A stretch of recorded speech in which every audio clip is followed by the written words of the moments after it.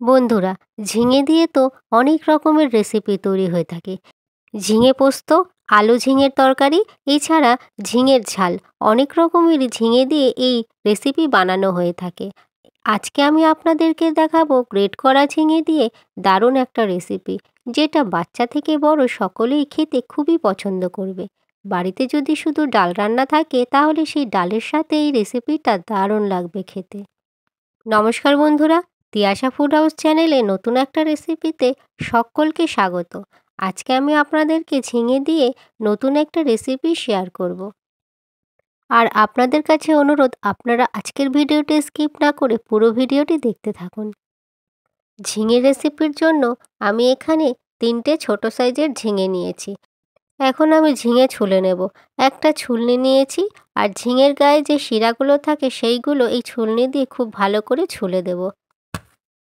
এছাড়া খোসাগুলো পুরোপুরি পরিষ্কার না করলেও চলবে, কিন্তু শিরাগুলো পুরো ভালোভাবে পরিষ্কার করে নিতে হবে। এছাড়া খুব ভালো করে ঝিঙের গায়ের এই শিরাগুলো আমি পরিষ্কার করে নিচ্ছি। ঝিঙে খুব ভালোভাবে ছাড়ানো হয়ে গেছে। এরপরে ঝিঙে আমি ধুয়েও নিয়েছি। তারপরে ঝিঙার যে নিচের দিকটা সেটা আমি কেটে দেব। এই অংশটাকে কেটে ফেলে দেব। এখন ঝিঙে গ্রেট করে নেব। আর নিয়েছি একটা গ্রেটার। এই গ্রেটারের সাহায্যে খুব ভালো করে সব ঝিঙেগুলোকে গ্রেট করে নেব। আপনারা চাইলে গ্রেটারের পরিবর্তে ঝিঙের ছোট ছোট টুকরো করে মিক্সচার মেশিনেও পেস্ট করে নিতে পারেন, সেক্ষেত্রেও খুব ভালোভাবে পেস্ট করা যাবে। এখনও যারা আমার চ্যানেলের নতুন বন্ধু, চ্যানেলটিকে সাবস্ক্রাইব করেননি, তারা অবশ্যই আমার চ্যানেলটিকে সাবস্ক্রাইব করে পাশে থাকা বেল অপশনে ক্লিক করে দেবেন। এছাড়া যারা ভিডিওটি ফেসবুক থেকে দেখছেন, তারা তিয়াশা ফুড হাউস চ্যানেলটিকেও ফলো করে দেবেন।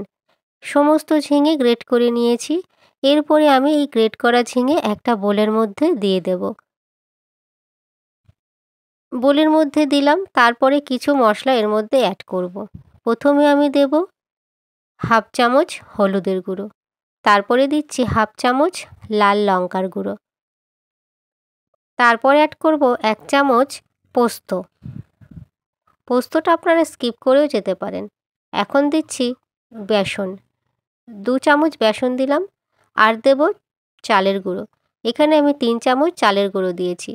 সব উপকরণ দিয়ে একসাথে খুব ভালো করে একটা চামচ দিয়ে আমি মিশিয়ে নিচ্ছি। ঠিক এরকমভাবে মিশিয়ে নিতে হবে যাতে উপকরণগুলো কোনো রকমভাবে দলা দলা না থাকে। খুব ভালো করে ঝিঙার মধ্যে মিশিয়ে নিতে হবে।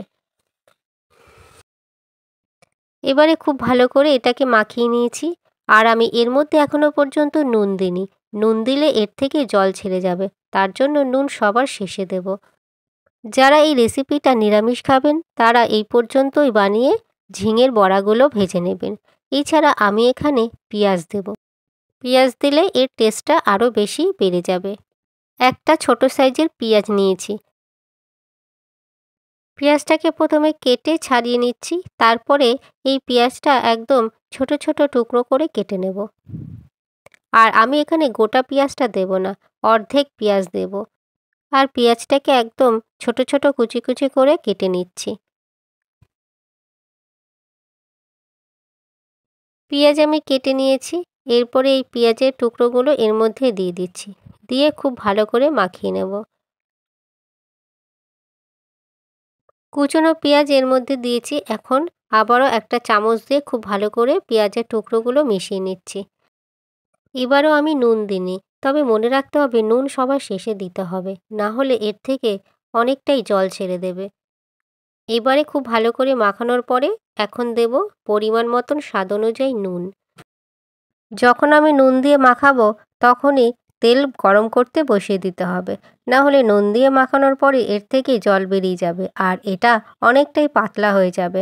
তখন বড়াগুলো ভাজতে খুবই অসুবিধা হবে। তেল গরম হয়ে গেছে, এখন বড়াগুলো আমি ভেজে নেব। বড়াগুলো দেওয়ার পরে একটু চ্যাপ্টা করে দেব ওপর থেকে, কারণ এই বড়াগুলো একটু চ্যাপ্টা করে ভেজে নেব। আর বন্ধুরা, আজকের এই ঝিঙে দিয়ে বড়ার রেসিপিটা ডালের সাথে কিন্তু দারুণ লাগবে খেতে। আর এক পিঠ ভাজা হয়ে গেলে আরেক পিঠ উল্টে দেব। বড়াগুলো যখন আমি ভাজবো গ্যাসের ফ্লেমটাকে মিডিয়ামে রেখে দেব। আর লোয়ে যদি রাখি তাহলে তেলের পরিমাণটা বেশি টানবে। এছাড়া হাইয়ে রেখে যদি ভাজি তাহলে বড়াগুলো পুড়ে যাবে, ভিতর থেকে কাঁচাও থাকবে। বড়া একেবারে মুচমুচে হবে না, তখন খেতেও ভালো লাগবে না। সেই জন্য বড়াগুলো যখন আমি ভাজবো তখন গ্যাসের ফ্লেমটাকে মিডিয়ামে রেখে ভেজে নেব। আর বড়াগুলো যখন ওল্টাবো তখন খুব সাবধানে আস্তেভাবে ওল্টাবো, না হলে ভেঙে যেতে পারে। এই ঝিঙের বড়াগুলো খুবই নরম হয় কাঁচা অবস্থায়। আর বড়াগুলো এখন লাল লালও হয়ে আসছে।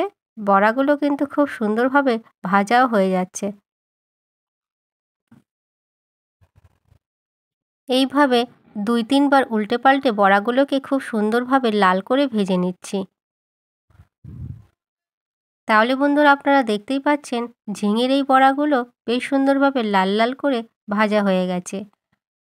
এখন আমি সব বড়াগুলো ভালো করে তেল ছেঁকে নামিয়ে নেব। আর এই বড়াগুলো ভাজতে কিন্তু বেশি তেলও টানে না। সমস্ত বড়াগুলো ভাজা হয়ে গেছে। এরপরে গরম ভাতের সাথে গরম গরম এই বড়া পরিবেশন করব। খুবই ভালো লাগবে খেতে। আর বড়াগুলো আমি দেখিয়ে দিচ্ছি কতটা মুচমুচে হয়েছে। তাহলে বন্ধুরা ঝিঙের এই রেসিপি যদি আপনাদের ভালো লাগে লাইক অবশ্যই করবেন। কেমন হয়েছে সে বিষয়ে কমেন্ট করে জানিয়ে দেবেন।